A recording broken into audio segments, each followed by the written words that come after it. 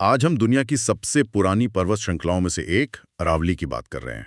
और ये बातचीत बहुत जरूरी है क्योंकि हाल ही में भारत के सुप्रीम कोर्ट के एक फैसले को कुछ विशेषज्ञ अरावली के लिए मौत का फरमान कह रहे हैं। डेथ वारंट, ये बहुत ही भारी शब्द है। सोशल मीडिया पर #सेव अरावली अभियान चल रहा है और पर्यावरणविदों में एक गहरी चिंता है। बिल्कुल। और ये मामला सिर्फ कुछ पहाड़ों या पेड़ों का नहीं है, इसका सीधा ताल्लुक उत्तर भारत में रहने वाले करोड़ों लोगों के भविष्य से है। सही बात है। तो आज हम इसी की तह तक चलेंगे। हमारे पास कुछ न्यूज़ रिपोर्ट्स हैं, सरकार की एक प्रेस विज्ञप्ति है और कुछ कानूनी विश्लेषण भी हैं। हमारा मिशन है ये समझना कि अरावली की परिभाषा में ऐसा क्या बदल गया है। और सबसे बड़ा सवाल ये है, क्या आप हजारों साल पुराने एक जीते जागते इकोसिस्टम को सिर्फ 1 इंच टेप से नाप सकते हैं? वो एक सफाई है या एक तबाही? चलिए इस मामले को परत दर परत खोलते हैं। चलिए। तो सबसे पहले चलिए ये समझते हैं कि ये पूरा विवाद आखिर है किस बारे में। सुप्रीम कोर्ट ने हाल ही में अरावली के लिए एक यूनिफॉर्म परिभाषा को मंजूरी दी है। हाँ। अब सुनने में तो ये एक अच्छा एक प्रशासनिक कदम लगता है। बिल्कुल। तो सवाल ये है कि ये नई परिभाषा आखिर है क्या? देखिए, ये परिभाषा केंद्र सरकार के पर्यावरण मंत्रालय की एक समिति की सिफारिश पर आधारित है, जिसे कोर्ट ने मान लिया। अच्छा। और इसका मकसद था गुजरात, राजस्थान, हरियाणा और दिल्ली, इन चारों राज्यों में फैली अरावली के लिए एक जैसे साफ सुथरे नियम बनाना, ताकि जो भी कंफ्यूजन था वो खत्म हो जाए। बिल्कुल। ठीक है, एक नियम सभी के लिए। और वो नियम क्या है? इस नई परिभाषा के 2 मुख्य हिस्से हैं। पहला है अरावली पहाड़ी यानी अरावली हिल। इसके मुताबिक कोई भी कुदरती जमीनी बनावट जो अपने आसपास की जमीन से कम 100 मीटर यानी करीब 328 फीट ऊंची हो। अच्छा, 100 मीटर? हाँ, सिर्फ उसे ही अरावली पहाड़ी माना जाएगा। सिर्फ उसे? ठीक है, ये तो सीधी सादी बात लगती है। और इसका दूसरा हिस्सा? दूसरा हिस्सा अरावली श्रृंखला यानी अरावली रेंज को परिभाषित करता है। ये कहता है कि जब ऐसी 2 या 2 से ज्यादा 100 मीटर या उससे ऊंची पहाड़ियां एक दूसरे से 500 मीटर के दायरे में हो, तो उस पूरे क्लस्टर को अरावली श्रृंखला माना जाएगा। 100 मीटर की ऊंचाई और 500 मीटर की दूरी।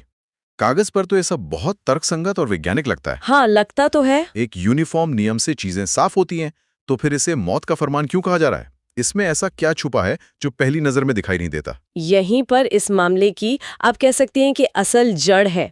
समस्या नियम में उतनी नहीं है जितनी अरावली की अपनी प्रकृति में है। मतलब? देखिए, अरावली दुनिया की सबसे पुरानी पर्वत श्रृंखलाओं में से है। ये हिमालय की तरह जवान और ऊंची नहीं है। करोड़ों सालों की बारिश, हवा और मौसम की मार झेलकर ये बहुत ज्यादा घिस चुकी है। इसका क्षरण हो चुका है। अच्छा, तो मतलब आज की तारीख में अरावली ऊंची ऊंची चोटियों वाली रेंज नहीं है, बल्कि ज्यादातर छोटी पहाड़ियों, टीलों और चट्टानी जमीन का एक फैला हुआ नेटवर्क है। बिल्कुल सही। और इसी वजह से वो 100 मीटर का नियम इतना खतरनाक बन जाता है, क्योंकि अरावली का एक बहुत बहुत बड़ा हिस्सा इस 100 मीटर की शर्त को पूरा ही नहीं करता। तो ये 100 मीटर की सीमा असल में कितनी जमीन को प्रभावित करती है? कोई आंकड़ा है हमारे पास? हाँ, और यहीं पर सबसे चौंकाने वाला और चिंताजनक आंकड़ा सामने आता है। फॉरेस्ट सर्वे ऑफ इंडिया यानी FSI के एक आंतरिक मूल्यांकन के मुताबिक ये नया 100 मीटर का नियम अरावली के लगभग 90% भूभाग को। 1 मिनट, 90%? क्या मैं ये सही सुन रहा हूँ? 90%? जी हाँ, 90%। इसका मतलब तो ये हुआ कि अगर अरावली 10 पहाड़ियों से बनी है, तो उनमें से 9 पहाड़ियां कल से कानूनी तौर पर अरावली नहीं कहलाएंगी। हाँ, और वो खनन या कंस्ट्रक्शन के लिए खुल सकती हैं। आप बिल्कुल सही समझ रहे हैं। और यही इस पूरे विवाद का केंद्र है। कागज पर ये एक तकनीकी परिभाषा है, लेकिन जमीन पर ये लगभग पूरी पर्वत श्रृंखला को असुरक्षित यानी अनप्रोटेक्टेड बना सकती है। ये तो बहुत बड़ी बात है। और कुछ आलोचकों के दावे तो इससे भी ज्यादा गंभीर हैं। जैसे कांग्रेस सांसद अजय माकन का दावा है कि अकेले राजस्थान में, जहां अरावली का सबसे बड़ा हिस्सा है, वहां 99% अरावली क्षेत्र इस परिभाषा के कारण असुरक्षित हो जाएगा। 99%? हाँ, क्योंकि वहां की ज्यादातर पहाड़ियां बहुत पुरानी और घिस चुकी हैं। ये तो अविश्वसनीय है।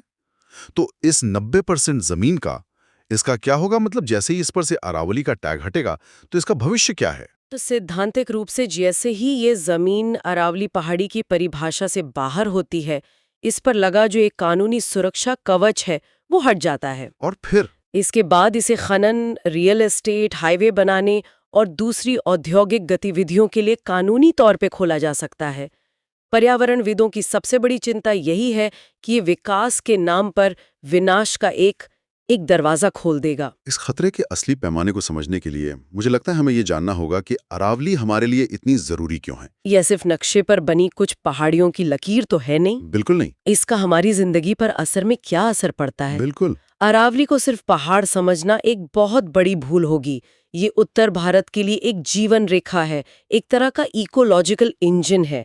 इसके कई ऐसे काम हैं जो सीधे तौर पर करोड़ों लोगों की जिंदगी को प्रभावित करते हैं। जैसे कि सबसे जरूरी काम क्या है इसका? सबसे पहला और शायद सबसे जरूरी काम ये रेगिस्तान को रोकने वाली एक दीवार है, एक ग्रेट ग्रीन वॉल। दीवार? हाँ, ये पश्चिम में थार रेगिस्तान से आने वाली धूल भरी गर्म हवाओं को रोकती है और उसे पूरब में गंगा के उपजाऊ मैदानी इलाकों की ओर बढ़ने से रोकती है। अच्छा। अगर ये दीवार न हो तो रेगिस्तान का विस्तार बहुत तेजी से हरियाणा, दिल्ली और पश्चिमी उत्तर प्रदेश की तरफ होने लगेगा। यानी ये हमें मरुस्थलीकरण, डेजर्टिफिकेशन से बचाती है।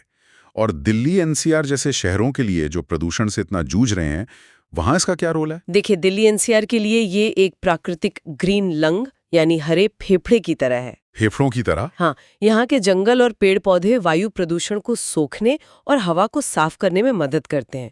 जब दिल्ली में प्रदूषण का स्तर खतरनाक हो जाता है, तब अरावली ही है जो एक फिल्टर की तरह काम करके थोड़ी राहत देती है। तो इन जंगलों के बिना दिल्ली का वायु प्रदूषण शायद और भी बदतर होता। बहुत ज्यादा। और पानी का क्या? मैंने सुना है कि भूजल के लिए भी ये बहुत महत्वपूर्ण है। ये इसका शायद सबसे कम सराहा गया लेकिन सबसे महत्वपूर्ण काम है। ये जमीन के नीचे पानी को रिचार्ज करने का एक कुदरती सुपर सिस्टम है। सुपर सिस्टम कैसे? इसकी दरारों वाली चट्टानें बारिश के पानी को स्पंज की तरह सोखकर धीरे धीरे जमीन के नीचे पहुंचाती हैं।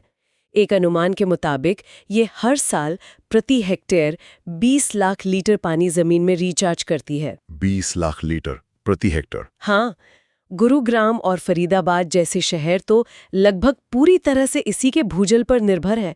सोचिए, अगर ये रिचार्ज सिस्टम बंद हो जाए तो इन शहरों में पानी कहाँ से आएगा? सही बात है, टैंकरों से। ये सिर्फ पर्यावरण का नहीं, एक बहुत बड़े सिविक क्राइसिस का सवाल बन जाएगा। और जाहिर है ये वन्य जीवों का भी घर होगा। निश्चित रूप से ये तेंदुए, लकड़बग्घे, नीलगाय और सैकड़ों तरह के पक्षियों का घर है।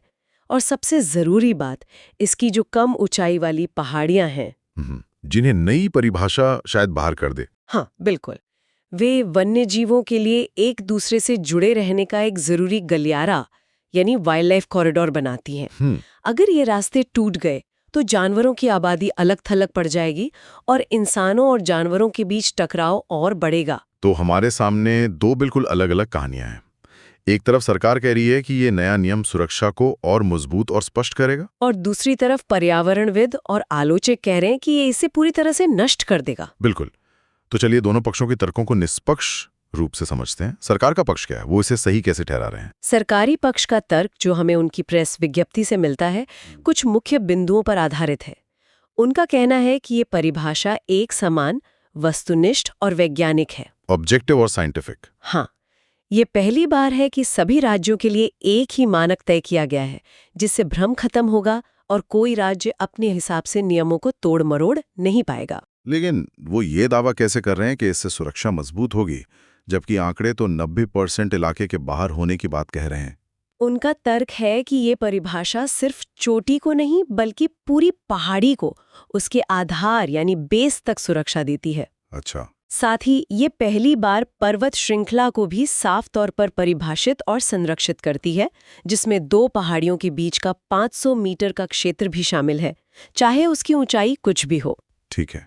सरकार ये भी याद दिला रही है कि राष्ट्रीय उद्यान और टाइगर रिजर्व्स जैसे मुख्य संरक्षित क्षेत्रों में खनन पर पहले से ही पूरी तरह रोक है, और सुप्रीम कोर्ट ने फिलहाल नए खनन पट्टों पर एक अंतरिम रोक भी लगा दी है।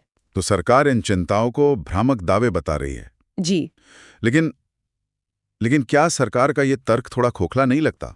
वो कह रहे हैं कि नए खनन पट्टों पर रोक है, लेकिन ये तो एक अस्थायी रोक है। हाँ, ये अंतरिम रोक है। इस नई परिभाषा से तो उन्होंने भविष्य में खनन का दरवाजा हमेशा के लिए खोल दिया है ना।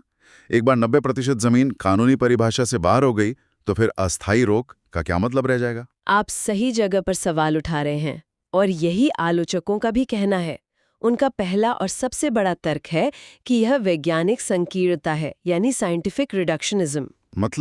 मतलब आप एक जटिल जीते जागते पारिस्थितिकी तंत्र को सिर्फ एक संख्या 100 मीटर में समेट रहे हैं। यानी ये उस बुजुर्ग पर्वत श्रृंखला को 100 मीटर की दौड़ में हिस्सा लेने के लिए कहने जैसा है, ये जानते हुए कि वो अब उतनी ऊंची नहीं रही। बहुत अच्छी उपमा है, बिल्कुल यही बात है। आलोचक यही कह रहे हैं कि एक घिस चुकी पर्वत श्रृंखला की पारिस्थितिक भूमिका उसकी ऊंचाई से नहीं, बल्कि उसकी निरंतरता से, उसकी भूवैज्ञानिक संरचना से तय होती है। एक 20 या 30 मीटर ऊंची पहाड़ी भी भूजल रिचार्ज करने, हवा को रोकने और वन्य जीवों के लिए गलियारा बनाने के लिए उतनी ही महत्वपूर्ण हो सकती है जितनी 100 मीटर की पहाड़ी। इकोसिस्टम ऊंचाई नहीं, जुड़ाव देखता है। और उनका दूसरा तर्क, जो शायद ज्यादा गहरा है, वो संवैधानिक है। इसका क्या मतलब है? यहाँ पर आलोचक कानूनी और संवैधानिक सिद्धांतों का हवाला देते हैं। वे कहते हैं कि यह सिर्फ एक तकनीकी परिभाषा का बदलाव नहीं है, यह संविधान के अनुच्छेद 21 के तहत मिले जीवन के अधिकार को कमजोर करता है। Right to life. हाँ, जिसमें सुप्रीम कोर्ट ने ही कई बार कहा है कि स्वच्छ हवा और पानी का अधिकार भी शामिल है। जब आप उस इकोसिस्टम को ही खत्म कर रहे हैं जो हवा और पानी देता है, तो आप अप्रत्यक्ष रूप से जीवन के अधिकार पर ही हमला कर रहे हैं। अच्छा, तो ये मामला सिर्फ पर्यावरण कानून का नहीं, बल्कि सीधे सीधे मौलिक अधिकारों से जुड़ जाता है। बिल्कुल, और वे प्रिकॉशनरी प्रिंसिपल यानी सावधानी के सिद्धांत के उल्लंघन की भी बात करते हैं। वो क्या है? यह एक अंतर्राष्ट्रीय पर्यावरण कानून का सिद्धांत है जो कहता है कि अगर किसी काम से पर्यावरण को गंभीर और अपरिवर्तनीय क्षति का खतरा हो तो वैज्ञानिक अनिश्चितता का बहाना बनाकर कार्रवाई करने से नहीं बचना चाहिए, आपको सावधानी बरतनी होगी। और यहाँ तो आलोचकों का कहना है कि 90% अरावली को सुरक्षा से बाहर करने के नतीजे क्या होंगे ये हमें ठीक नहीं पता, इसलिए हमें ज्यादा सावधानी बरतनी चाहिए, न कि सुरक्षा कवच को हटाना चाहिए। तो कुल मिलाकर हम एक ऐसे मोड़ पर खड़े हैं जहां एकरूपता और स्पष्टता लाने के लिए उठाया गया एक कदम आलोचकों के अनुसार जमीनी पारिस्थितिक सच्चाई को पूरी तरह से नजरअंदाज कर रहा है। हाँ, और अरावली का भविष्य अब इस बात पर टिका है कि इस नई परिभाषा को कैसे लागू किया जाता है और इसके आधार पर आने वाले सालों में क्या फैसले लिए जाते हैं। यह एक बहुत ही नाजुक संतुलन है। एक तरफ विकास, रोजगार और खनन की जरूरतें हैं, बिल्कुल, और दूसरी तरफ एक प्राचीन नाजुक पारिस्थितिकी तंत्र का अस्तित्व है जो करोड़ों लोगों को जीवन देता है। और ये बात बिल्कुल साफ है कि उत्तर भारत की हवा, पानी और पर्यावरण का भविष्य सीधे तौर पर इन प्राचीन पहाड़ियों के भविष्य से जुड़ा है। ये कोई दूर का अकादमिक मुद्दा नहीं है। नहीं, इसका असर हम सबकी जिंदगी पर, हमारी आने वाली पीढ़ियों की जिंदगी पर पड़ेगा। बिल्कुल। और अंत में श्रोताओं के लिए एक विचार। सुप्रीम कोर्ट ने अपने आदेश में सतत खनन के लिए एक प्रबंधन योजना बनाने का भी निर्देश दिया है। ये एक बहुत ही बुनियादी और महत्वपूर्ण सवाल खड़ा करता है। क्या सतत खनन और दुनिया की सबसे पुरानी घिस चुकी पर्वत श्रृंखलाओं में से एक का संरक्षण एक साथ संभव है, खासकर तब जब उस संरक्षण की परिभाषा ही उसके 90% हिस्से को खेल से बाहर कर देती हो? बिल्कुल, ये विरोधाभास ही इस पूरे मामले का सार है।